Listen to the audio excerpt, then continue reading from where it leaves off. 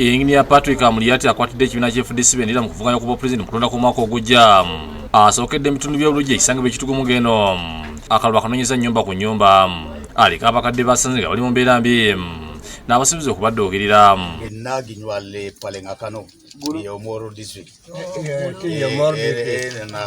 Bamukozeeko emikolo egy'ekinnansi ng'akabonero akamwagaliza obuwanguzi.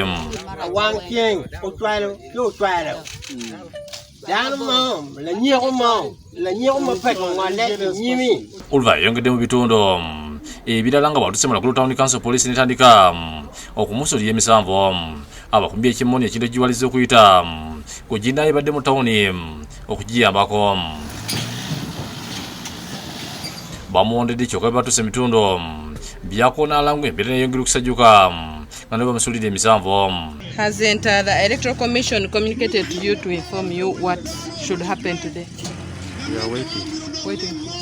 If that communication is... Wano tiyagaza atandise okunyooka olwo abantu abadde bakayinga bagala poliisi ereke Amuriat abawoobera ku kyokka alabe poliisi eyongedde okumutayiza n'afuluma emmotoka yo olwo n'atambuza ebigere olwo abawagizi bamukubira endoolo.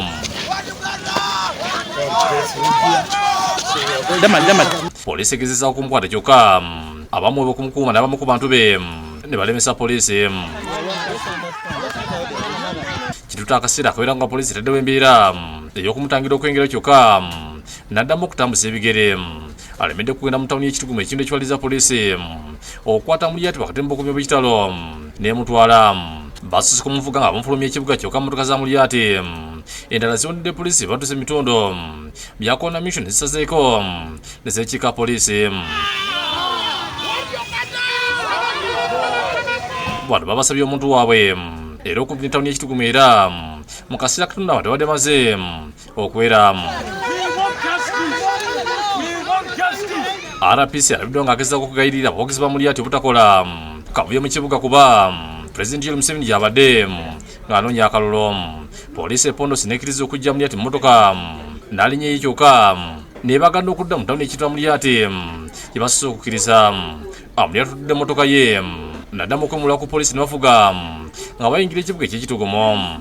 Wano basangiddwa abawagizi b'FDC n'ab'NRM nga buli omu alindira omuntu waabwe.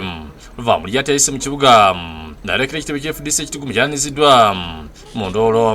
Ku Ssaamunana Amuriat yafulumya ekitebe ky'FDC era RPC emitu n'amwegayirira obutayongerayo okuddamu okutabangula ekibuga n'amusaba atudde emmotoka ye poliisi emwongereyo. Amuriat asikanganye mu ggwana poliisi era n'akkiriza n'atudde emmotoka ya poliisi n'amuvuga yamwolekeza mu disitulikiti y'Eramu. Olumutuusiza Amuriat avumidde ekikolwa kya poliisi eky'okumukwata ng'omubbi ate ng'ensobi ey'abakandideti ababiri okubeera mu kifo ekimu ku budde bumu yakolebwa akakiiko ak'ebyokulonda. Ernest Kyaze yakusakidde Gulien ku Bukedde TV. Omusajja yakoze